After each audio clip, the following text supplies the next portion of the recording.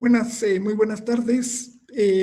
Les agradecemos mucho el interés y que nos acompañen en este ciclo de documentales de investigación científica organizado por la Fundación UNAM, el Colegio Nacional y las Universidades por la Ciencia, que agrupa un conjunto de instituciones aquí en México y también fuera en el extranjero. El ciclo de documentales es producido por Inmedia y nos acompaña la productora de la serie, Margarita Flores.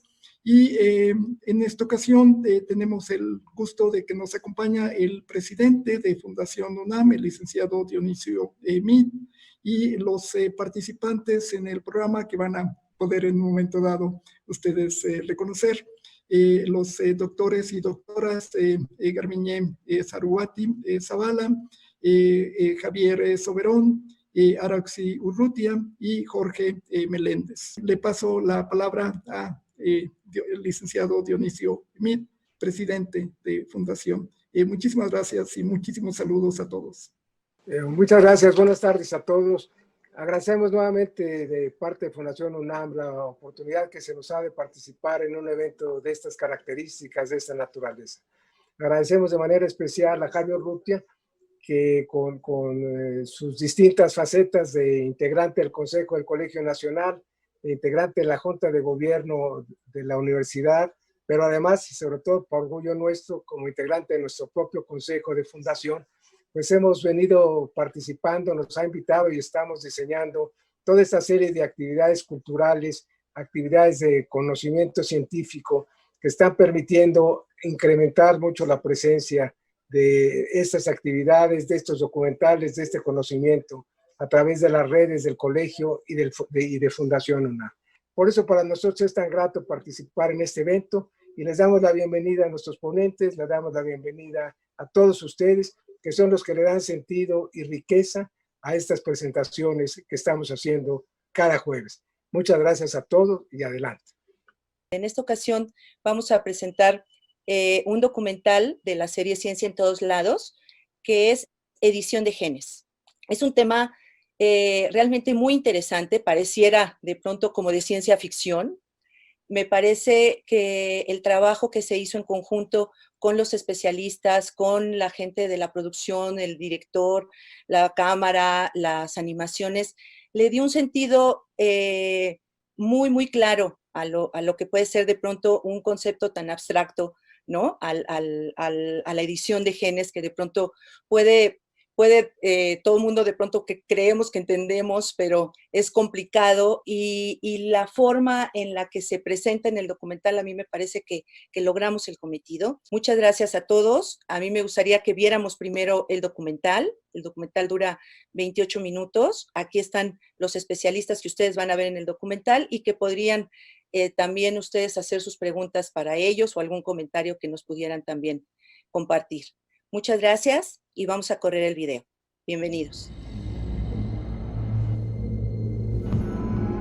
Algunos afirman que nuestra existencia es divina, otorgada por un poder superior. Ahora sabemos que somos el producto de miles de años de ensayo y error. Las instrucciones para la vida están escritas en un código simple. Su estructura contiene solo 4 letras. A, C, T, G.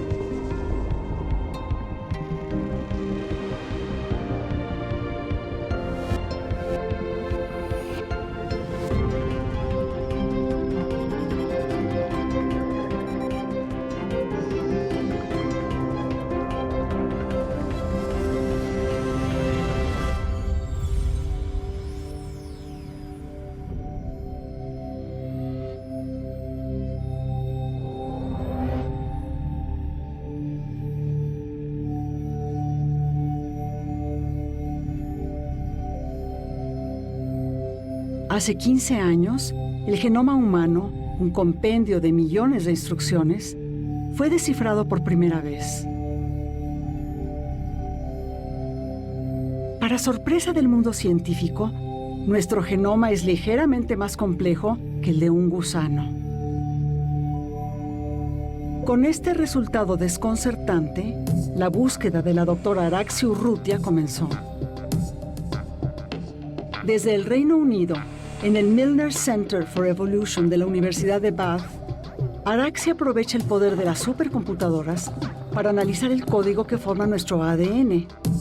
Al compararlo con otras especies, espera desentrañar los misterios ocultos dentro de nuestros genes.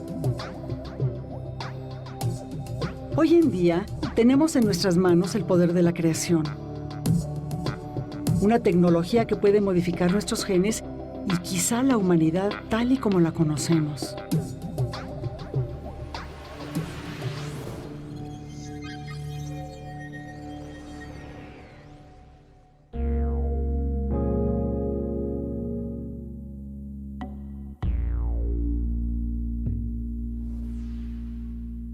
Hoy les voy a hablar sobre las células. Tenemos muchos tipos de células, estamos formados por millones de ellas y cada una de esas células, adentro de ellas, tiene un núcleo.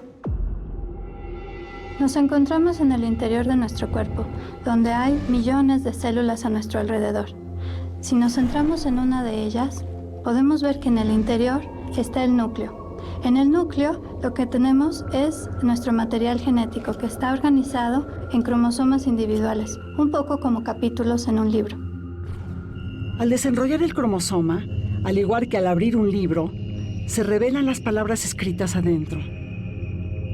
Las oraciones de nuestro genoma se encuentran en forma de doble cadena de ADN, que a su vez se forma con solo 4 componentes: adenina, citosina, timina y guanina.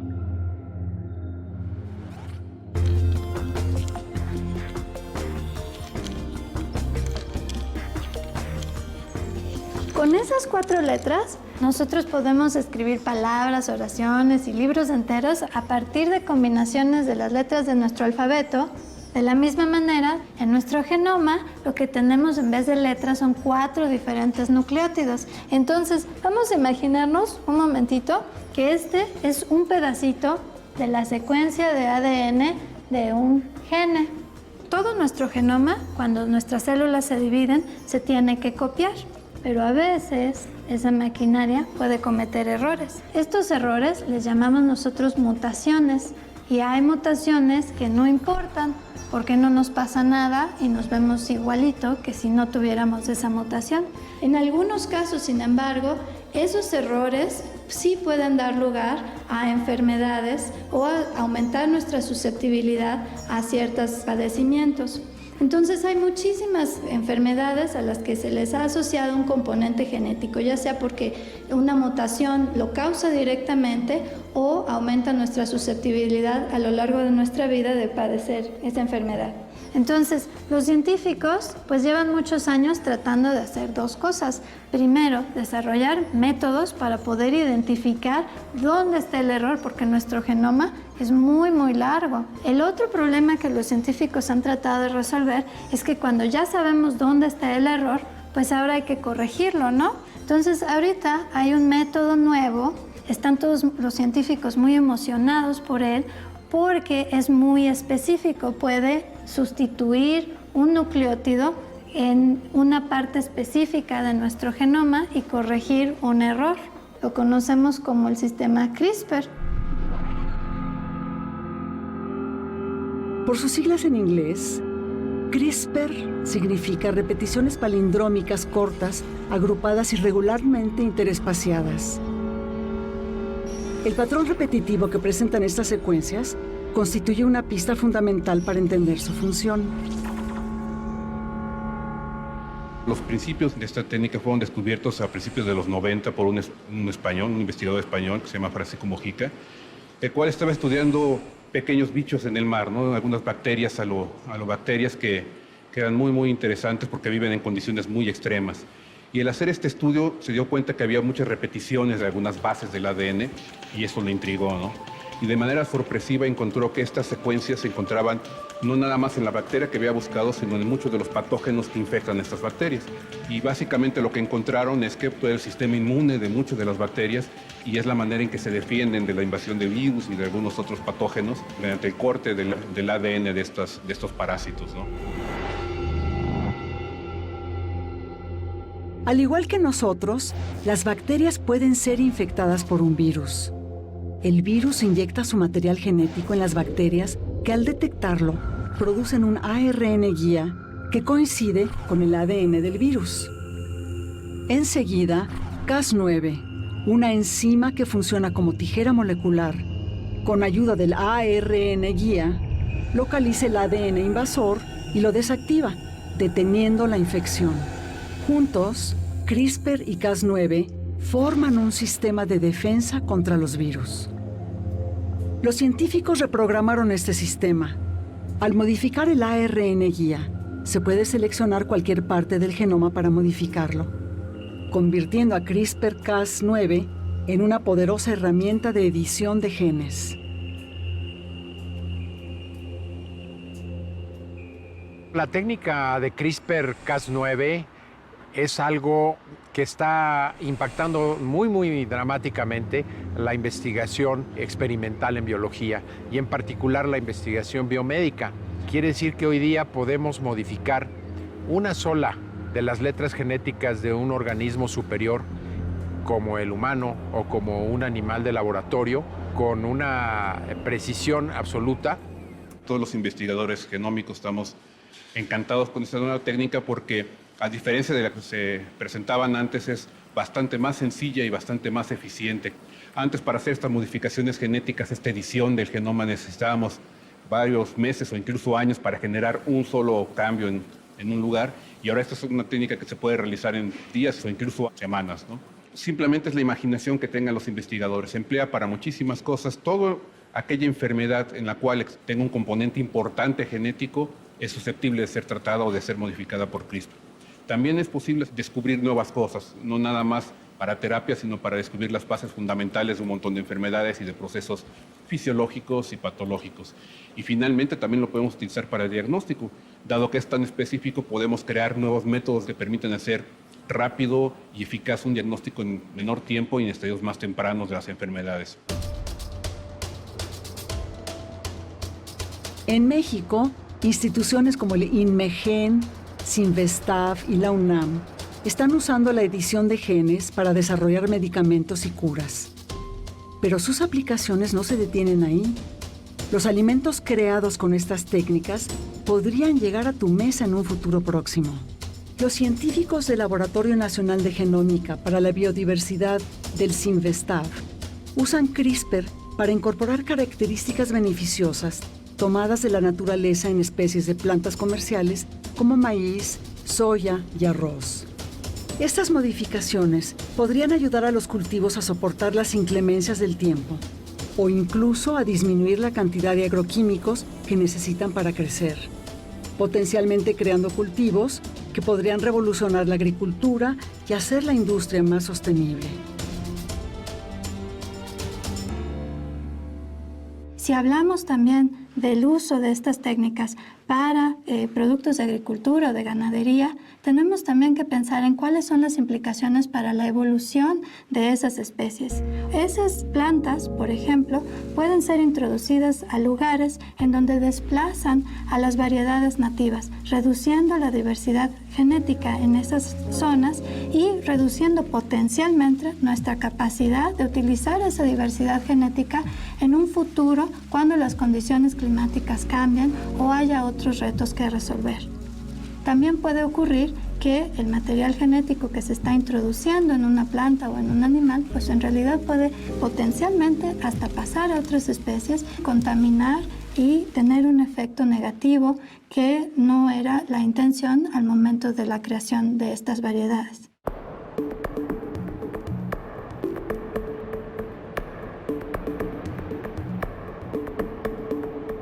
Aquí en el INMEGEN estamos ya empezando a utilizar la técnica CRISPR-Cas para nuestras investigaciones. Está empezando ya a utilizarse, por ejemplo, para modificar células en cultivo, donde se ven las razones por las cuales tienen cáncer, y con esto investigando de manera precisa cuáles son los genes que causan un determinado tipo de cáncer y de qué manera se están manifestando, por ejemplo.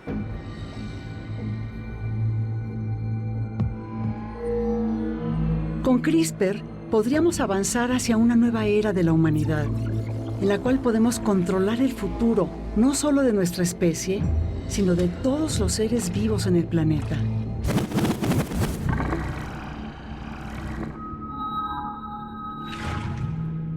En la cara opuesta de esta poderosa moneda, un error en la manipulación genética podría causar una reacción en cadena que puede llegar a erradicar la vida misma. Es imposible predecir cómo un tratamiento genético mal administrado podría afectar al paciente o los daños globales que podríamos causar al liberar organismos modificados al medio ambiente. Con tanto poder, debemos proceder con precaución.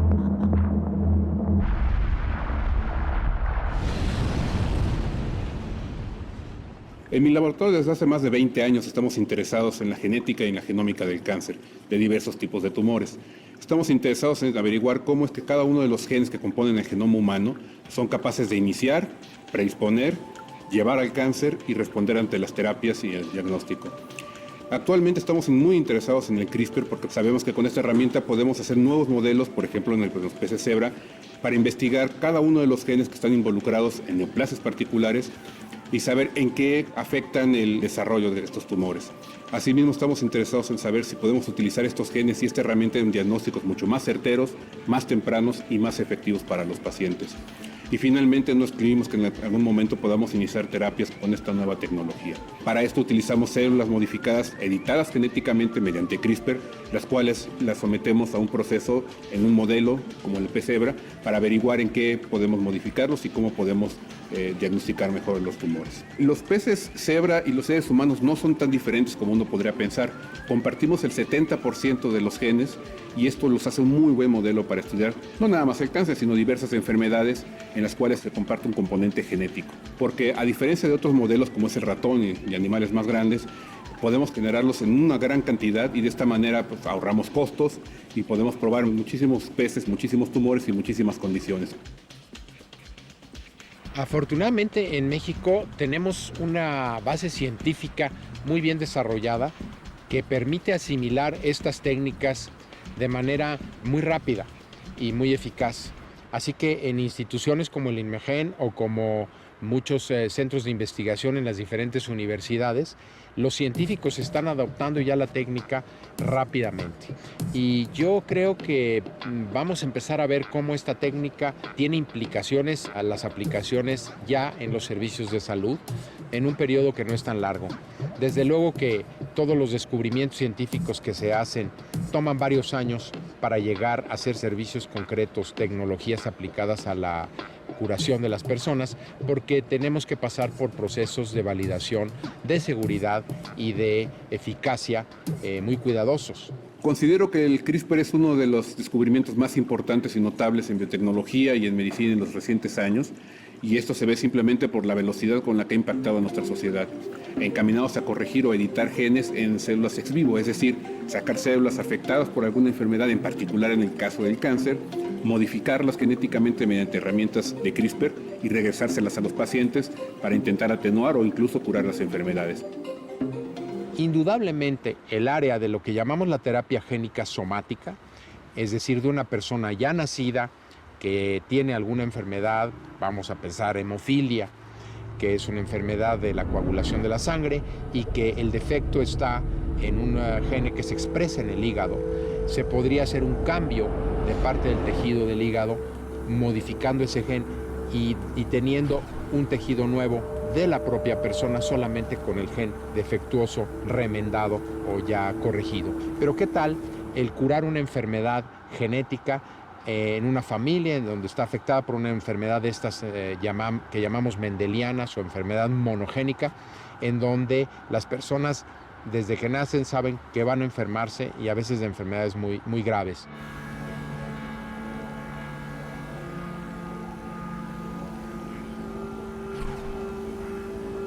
Se han identificado más de 10.000 trastornos hereditarios ocasionados por un solo gen que afectan a millones de personas en todo el mundo.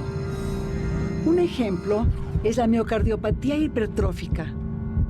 El gen que ocasiona esta enfermedad ya ha sido corregido en embriones humanos.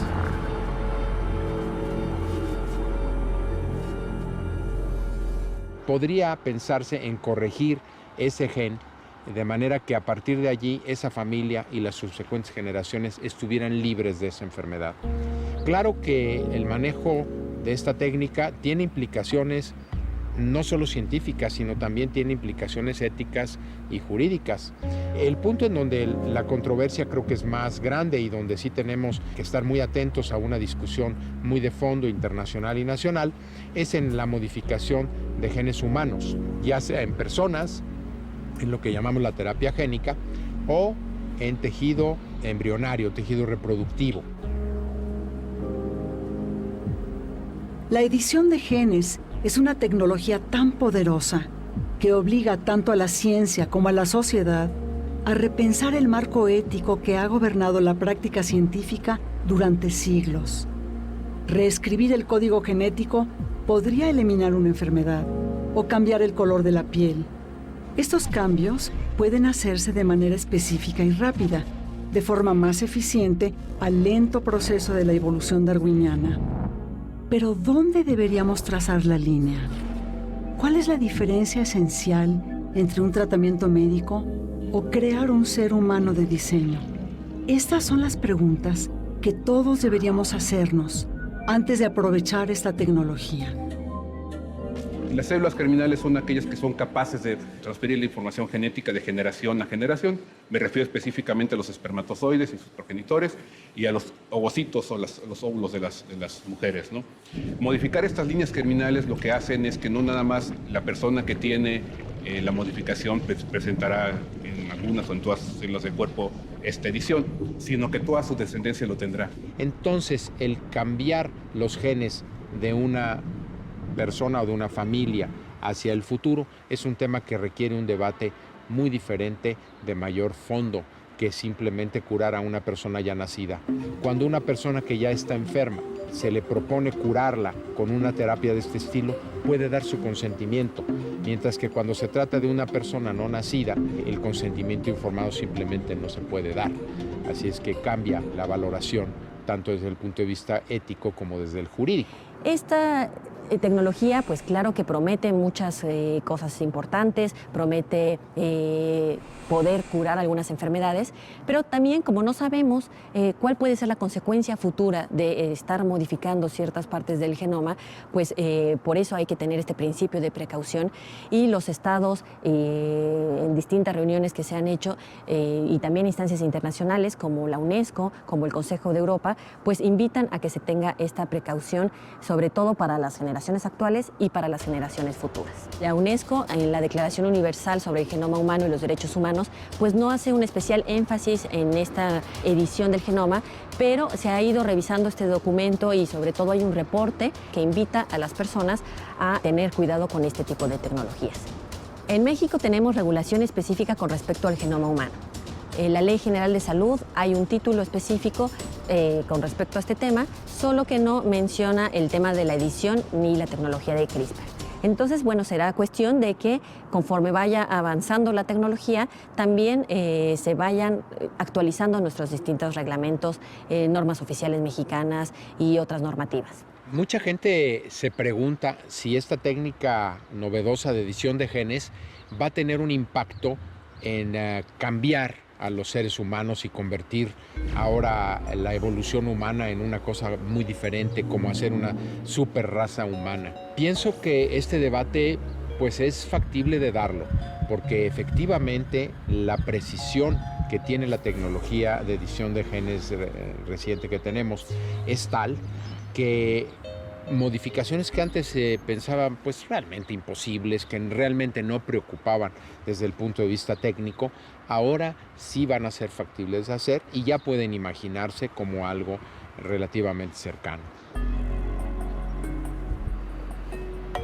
La tecnología de CRISPR no es que sea ni buena ni mala, como cualquier herramienta tecnocientífica, tiene estas controversias éticas y jurídicas, y lo importante va a ser cómo se va a legislar al respecto para que se puedan respetar los principios éticos y los derechos humanos. Tener la capacidad de editar nuestro genoma implica también una responsabilidad que debemos tomar como sociedad e incluso a nivel mundial. La manipulación de nuestro material genético tiene implicaciones para futuras generaciones porque las características que modificamos son pasadas a través de ellas. Tal vez no hay tanta controversia cuando hablamos de modificar una falta de ortografía en nuestro genoma que causa una enfermedad letal o que va a causar o tener una implicación muy significativa en nuestra calidad de vida. Pero ¿hasta dónde queremos llevarlo? Podemos pensar, por ejemplo, en que en un futuro se podrían cambiar otras características que tal vez no están asociadas a padecimientos. Podemos hablar del color de la piel o el tono de los ojos, o podemos incluso pensar en que podemos modificar nuestra personalidad o nuestra capacidad académica. ¿Quiénes son los que van a poder utilizar estas técnicas? ¿A quiénes vamos a dejar fuera de ellas? ¿Y cuáles van a ser los límites y las reglas de juego para el uso de estas tecnologías? Eso es algo que debemos de decidir más allá de la comunidad científica y tomar una responsabilidad todos como sociedad.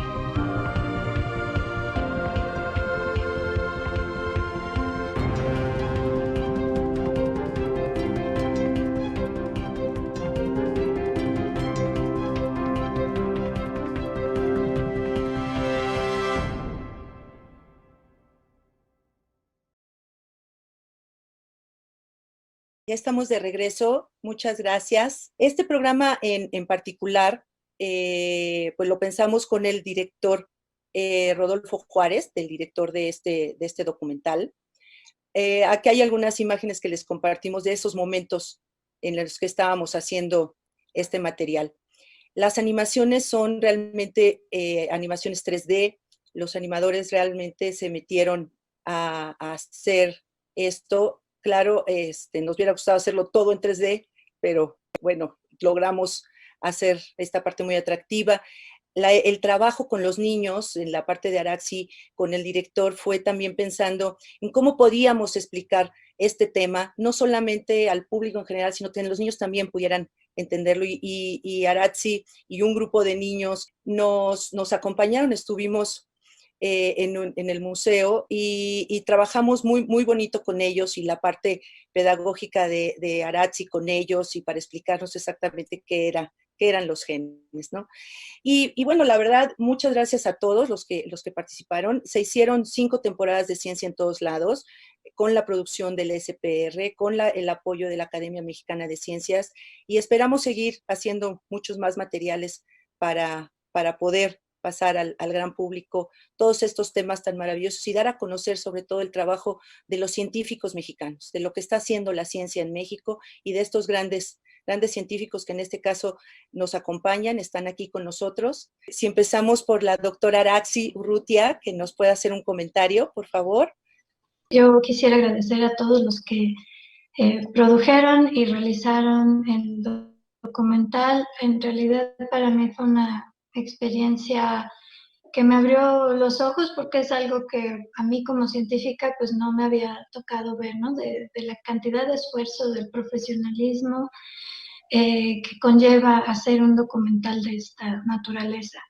Con respecto a CRISPR-Cas y la edición de genes en lo general, a 3 años de la filmación de este documental, a lo mejor tal vez no tenemos una gran diversidad de tratamientos ya aplicados clínicamente para curar enfermedades, porque esa parte y ese desarrollo clínico pues lleva muchas etapas, ¿no? Que uno no se pueden acelerar, no se pueden brincar. Entonces, creo que el potencial de CRISPR como un tratamiento diagnóstico, un tratamiento clínico, pues todavía le falta como la parte grande de su desarrollo, de su potencial hacia el futuro. Sin embargo, CRISPR, y que es algo que se menciona en el documental, es una técnica que nos ayuda también a modificar genes en modelos animales. Y se está usando alrededor del mundo, incluido en México, para modificar genes específicos en una variedad de modelos animales y modelos de plantas e incluso modelos de otras especies.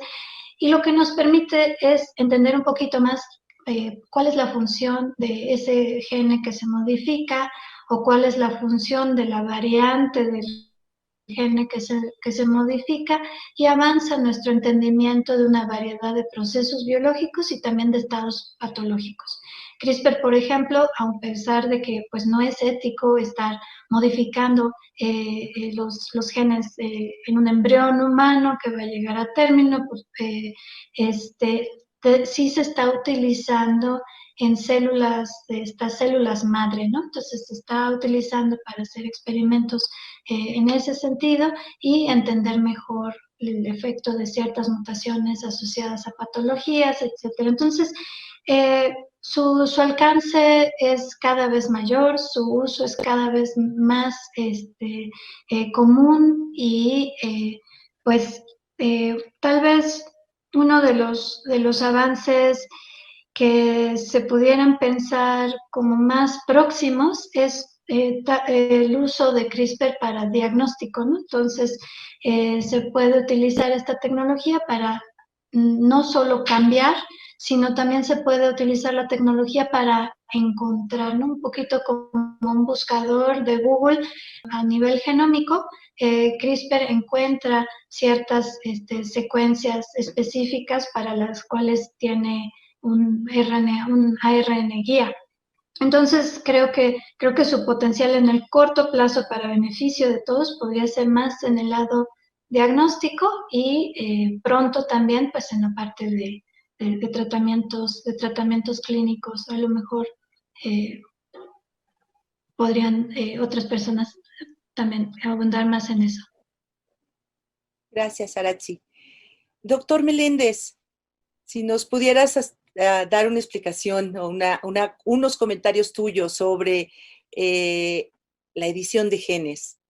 Sí, claro que sí. Después del maravilloso documental que nos presentaste, agradezco la invitación para el mismo. Ha habido algunos avances y algunos retrocesos de alguna manera, ¿no?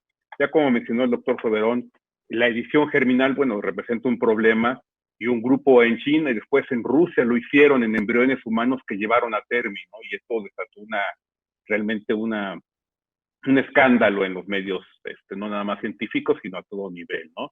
Los niños nacidos con esta modificación se supondría que son inmunes al HIV, está un poquito en duda, y bueno, hubo muchos problemas éticos al respecto, y ese es el tropiezo que tuvo el CRISPR-Cas por estas dos situaciones en China y en Rusia, ¿no? Sin embargo, por el lado somático sí ha habido algunos avances, ¿no? Recientemente, hace unos 3, 4 meses, se publicó el primer trabajo en el cual se hizo algo que se llama reemplazo de células autólogas, se llama CAR-T, que es una aproximación para el cáncer muy, muy novedosa, en la cual se sacan células de un paciente con cáncer, se modifican genéticamente para que ataquen al tumor y se vuelven a introducir, ¿no? Entonces fue una prueba de concepto, nada más con 9 pacientes, en los cuales se hizo esto, se sacaron las células del sistema inmune, se modificaron con CRISPR-Cas, se regresaron para hacer inmunoterapia, ¿no? Fuera de que funcionó o no funcionó, el punto es que se demostró que es posible hacerlo y que no tuvo riesgo para el paciente, ¿no? Esto ya es un avance que considero yo importante, ¿no? Y el segundo avance que vimos en este tiempo del documental a la fecha ha sido en enfermedades infecciosas, ¿no? A nivel de laboratorio ya se ha probado el uso de CRISPR-Cas como herramienta para tratar, para una nueva forma para tratar virus que son difíciles de tratar en la clínica, lo estamos viendo ahorita, ¿no? Para influenza o para bacterias como el Clostridium, que da unas diarreas que no son resistentes a todos los antibióticos, por lo menos en modelos ya se demostró que es posible utilizar el CRISPR-Cas para tratar estas enfermedades, ¿no? Y yo creo que, bueno, esta herramienta es tan noble y tan flexible que es posible utilizarla para todo. Puedo ponerles un ejemplo muy, muy reciente. En mi laboratorio hemos montado una prueba para COVID, para SARS-CoV-2, para el COVID-19, y esta prueba diagnóstica no utiliza PCR, que es lo que se utiliza normalmente, y utiliza CRISPR-Cas. La ventaja de esta técnica es que es más sensible, en nuestras manos es más sensible que el RT-PCR, y en vez de que lleve 4 horas hacerlo, nosotros estamos sacando resultados en 1 hora.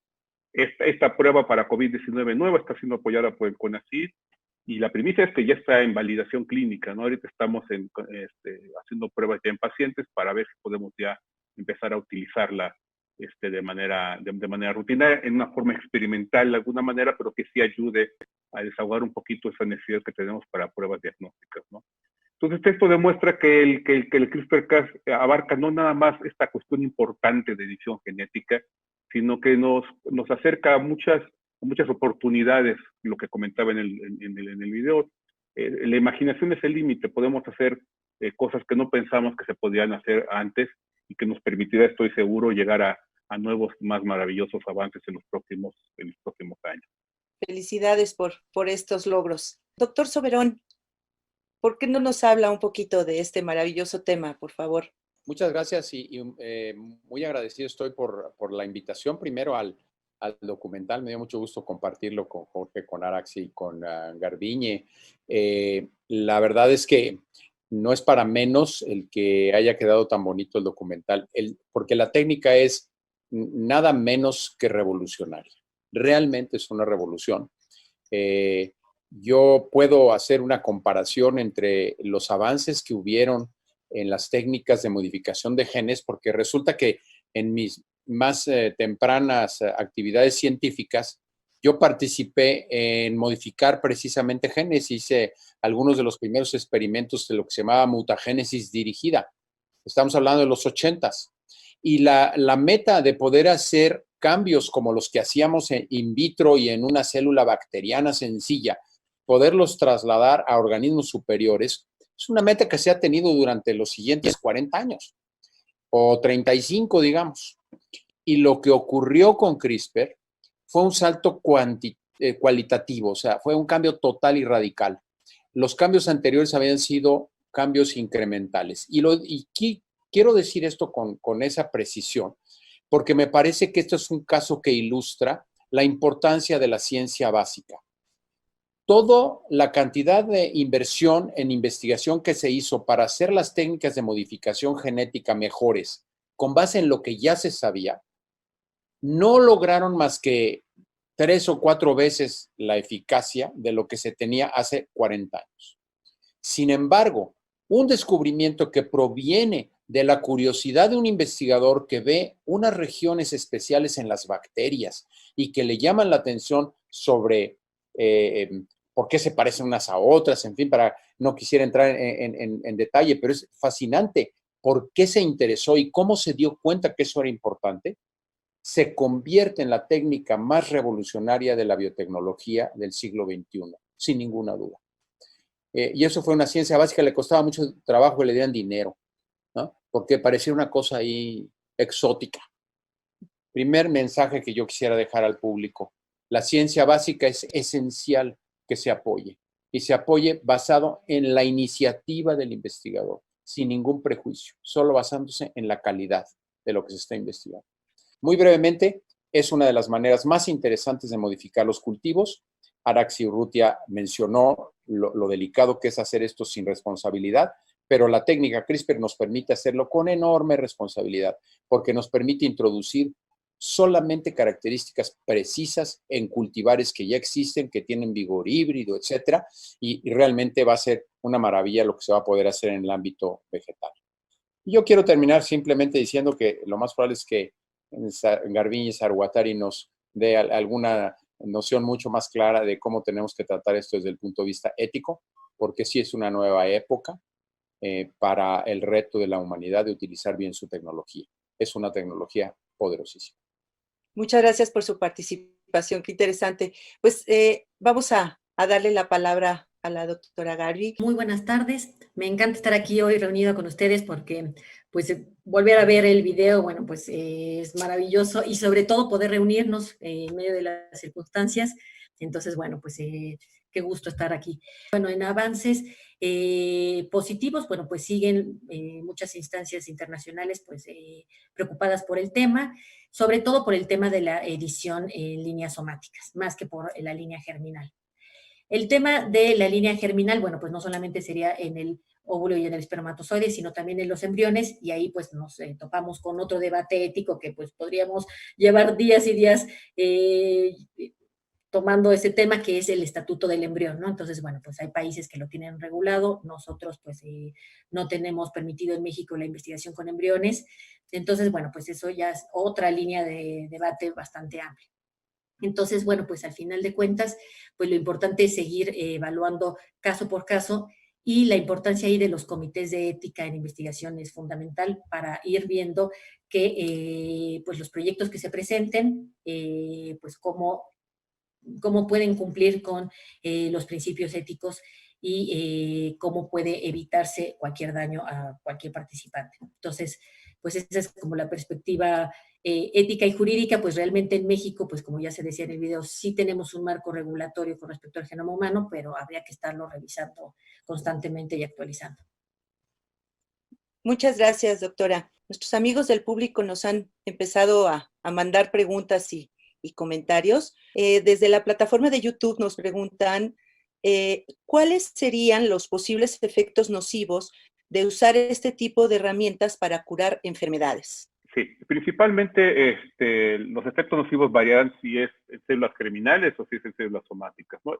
Eliminando la parte de células germinales, que es una cuestión ética que ya se discutió, en el caso de las células somáticas, el principal efecto colateral es el hecho de que a pesar de ser muy, muy específicas estas herramientas para cortar y modificar, siempre queda un poco esto de que puede afectar otros lugares del genoma, ¿no? La posibilidad de que eso suceda, bueno, puede llegar a ser grave por dos razones, ¿no? Podemos causar cualquier número de diferencias en el metabolismo, etcétera, o incluso llegar a producir cáncer. Esto es poco probable, pero bueno, existe la posibilidad, ¿no? La segunda es que no conocemos, eso como dijo el doctor Soberón, es algo muy importante, no conocemos totalmente cómo funciona el genoma humano, ¿no? Nos falta muchísimo todavía por conocer. Y cualquier alteración que pongamos en el genoma que no haya sido perfectamente estudiada puede llevar a provocar efectos que no conocemos, ¿no? Es por ello que nos debemos de limitar por el momento a genes muy, muy específicos y cambios muy, muy particulares, de ser posible en células aisladas, como es lo que se está haciendo ahorita, de sacar células del cuerpo y regresarlas, ¿no? En la cual en esas células podemos investigar si hubo algún daño, alguna alteración o algún cambio, y estamos seguros de que lo que estamos regresando al cuerpo no está mal, ¿no? Quizás esta sería la primera etapa. Ya con el paso de los años quizás podamos librarnos de estos dos problemas cuando hayamos demostrado que cada una de las modificaciones que hacemos son seguras y que no tienen efectos colaterales, ¿no? Aquí hay otra pregunta. Nos dicen, ¿profundizar en el estudio de los genes puede influir en crear nuevos medicamentos para tratar algunas enfermedades? Definitivamente sí. Para explicarlo de manera muy, muy rápida, el punto es que hoy día podemos crear el modelo, sea en cultivo, sea en un animal, sea con las células del propio paciente, pero modificadas a ensayar la condición patológica o la enfermedad, y probar, por ejemplo, diferentes medicamentos de manera masiva, a ver cuáles pueden funcionar.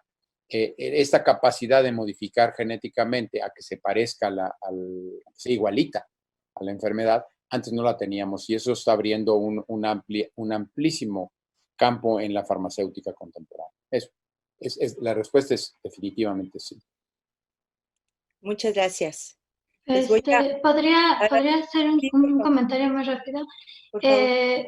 Yo creo que en efecto entender mejor qué es lo que hace un gene sí te puede ayudar bastante a poder como trazar ciertos caminos, aunque ese gene que estás estudiando no sea el que generalmente tiene una mutación necesariamente, entender qué es lo que hace te puede ayudar a entender mejor toda la vía molecular en la que participa y como diseñar estrategias de estudio futuro o estrategias de tratamientos. Una de las técnicas que se desarrolló también hace reciente, más o menos desde el 2005, son estudios de asociación, en donde se obtienen las particulares variantes genéticas de cientos o ahora miles o decenas de miles de personas que padecen o que no padecen una enfermedad. Muchos de esos padecimientos son complejos y donde participan muchísimos genes. Entonces ahí utilizar terapia génica para modificar un gene podría tener demasiada complejidad, pero lo que sí nos permite el CRISPR es que podemos tomar cada una de esas variantes genéticas que antes podíamos encontrarlas por cientos y no saber qué hacen o caían en genes de los que se conoce muy poco. Ahora podemos tomar cada una de esas variantes y probarlas en aislamiento o en un modelo celular de células humanas o en un modelo animal. Entonces, la técnica sirve incluso para padecimientos en donde su complejidad no permitiría, al menos en el corto plazo, hacer un tratamiento de terapia génica o de edición de genes. ¿Se puede utilizar la técnica de CRISPR contra las células que están infectadas en pacientes con COVID, de manera que corten su material genético para que ese virus no se pueda replicar? Sí, claro, evidentemente se puede hacer. El punto aquí es que estamos en medio de la pandemia y digamos, el trabajo que se requeriría para hacer esto, que no está hecho para ningún otro virus en este momento, digo, que haya llegado a la clínica, es tal que, bueno, la mayor parte de los investigadores que hacen esto han decidido que no vale la pena en este momento hacerlo, ¿no? Es mucho más fácil, o sería mucho más fácil enfocarse a, por ejemplo, HIV, que ya se hizo, que ya hay un estudio con algunos pacientes en donde tomaron células troncales inmunológicas, células de médula ósea, y modificaron el receptor y con CRISPR se las pusieron de nuevo y vieron si esto funcionaba. Entonces, bueno, esto llevó mucho tiempo, ¿no? Y con la urgencia de la pandemia, los esfuerzos están mejor dirigidos hacia otros lugares, ¿no? Hacia crear una vacuna, hacia hacer métodos diagnósticos novedosos, etcétera, ¿no? Entonces, la respuesta breve es teóricamente sí, pero prácticamente en este momento no creo que valga mucho la pena por los tiempos, ¿no? Aquí hay una pregunta que nos dicen, ¿hay algún cultivo, insecto u otro animal modificado por CRISPR que ya esté libre en el ambiente? No. Digo, es algo raro, ¿no? Uno pensaría que lo primero que iba a pasar con el CRISPR es que a alguien se le iba a ocurrir hacer ese tipo de experimentos ya de manera ecológica y no los humanos, y resultó al revés, ¿no? Igual me equivoco, no es mi área, pero lo que sé es que el experimento más grande que se ha realizado es un experimento de campo, pero en campo controlado, es decir, en un invernadero gigantesco de no sé cuántos miles de metros, en donde se liberaron anófeles modificados con CRISPR para evitar la transmisión de malaria, ¿no? Esto es lo que se llama un gene drive, que es decir, genética dirigida, en la cual se modifica un gen específico del mosquito, el mosquito hembra en este caso, que hace que esta modificación genética se propague en toda la población de mosquitos, llevando a dos cosas. Una puede ser la eliminación de toda la población de mosquitos, o el cambio de toda la población a un fenotipo en el cual no pueden transmitir la malaria, ¿no? En este caso fue la eliminación de todos los mosquitos, y lo hicieron en campo, pero en condiciones muy, muy controladas. fuera de este ejemplo, no conozco ningún otro en donde hayan liberado o hayan probado ya en campo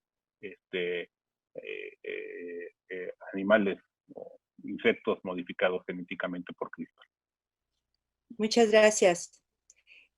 Nos preguntan, ¿cuál es el límite ético para utilizar CRISPR en animales? Doctora. Bueno, pues es otro tema complicado porque cada vez están creciendo más toda esta corriente de respetar los derechos, bueno, pues son los derechos de los animales. Incluso hay lugares en donde se han declarado a los animales como personas no humanas. Entonces ha habido sentencias, por ejemplo, en Estados Unidos hubo una y también en Argentina, donde los jueces respectivamente dijeron, bueno, pues chimpancés de experimentación van a ser liberados o liberados con situaciones controladas, pero ya no van a estar en un laboratorio porque se les reconoció este estatuto de personas no humanas. Entonces, pues también conforme va creciendo toda esta parte, ya hay grandes grupos que rechazan la experimentación con animales, etcétera. Entonces, bueno, pues tenemos toda esta reflexión ética sobre si se deben usar modelos animales o no. Obviamente la mayoría científica pues sigue queriendo usar los modelos animales porque pues antes de pasarlo a lo humano. Entonces, pues es todo un área de debate, incluso, bueno, pues también va creciendo la parte de formar comités de ética animal para todas estas decisiones dentro de los laboratorios y las instituciones que utilizan modelos animales para ver de qué forma se pueden usar en laboratorio de la manera más benéfica por un lado para la investigación, pero que también tratar de dañar lo menos posible. Y en cuanto pues a modificaciones, por ejemplo, pues sí se ha querido hacer, desde que surgió la clonación en el 97 con Dolly, se ha tenido como cuestiones de, bueno, ¿y por qué no usamos estas técnicas para poder sacar especies ya en extinción o para preservar las que ya están en peligro de extinción? Entonces, pues yo no dudaría que también se quiera hacer esto para modificar el genoma de animales, pues igual para darles mayores características que los hagan, no sé, más fuertes o más resistentes a determinadas condiciones ambientales. Entonces, pues bueno, pero no es el debate tan fuerte como lo es con los vegetales, por ejemplo, ¿no? Entonces, pues ahí está toda esa parte del Estatuto de los Animales. Muchas gracias a todos. De verdad, qué interesante tema. Gracias por su tiempo, gracias por compartir con el público que sigue los Jueves de la Ciencia a través de la Fundación UNAM, el colegio, la Universidades Unidas por la Ciencia, con todo este consorcio. Yo quisiera darle la palabra al licenciado Dionisio Meade, el presidente de la Fundación UNAM. Muchas gracias, Margarita, y muchas gracias a todos los ponentes. Nos gusta concluir con una reflexión. Invertir una hora en participar en estos eventos lo hace a uno salir distinto. Yo creo que lo que ustedes nos han presentado en capacidades, en realidades, en imaginaciones, ofrece un mundo tan amplio, tan variado y tan promisorio que tenemos que salir distintos de esta presentación. Y tenemos que salir distintos, alimentados de lo que parece casi un valor muy escaso, de optimismo, de confianza en la naturaleza, de entusiasmo por la investigación, de reconocimiento de los esfuerzos de acercamiento entre quienes están participando en el diseño y en la investigación tecnológica. El mundo del mañana ya llegó desde hoy y tenemos que agradecer desde Fundación UNAM que se nos haya participado en este esfuerzo. Gracias, Margarita, gracias a todos los ponentes y gracias a Jaime por convocarnos a esta gran iniciativa. Estamos muy agradecidos con los ponentes y con su participación del público y nos vemos muy pronto aquí también, los Jueves de la Ciencia por Fundación UNAM. Gracias. Gracias. Hasta pronto. Chao.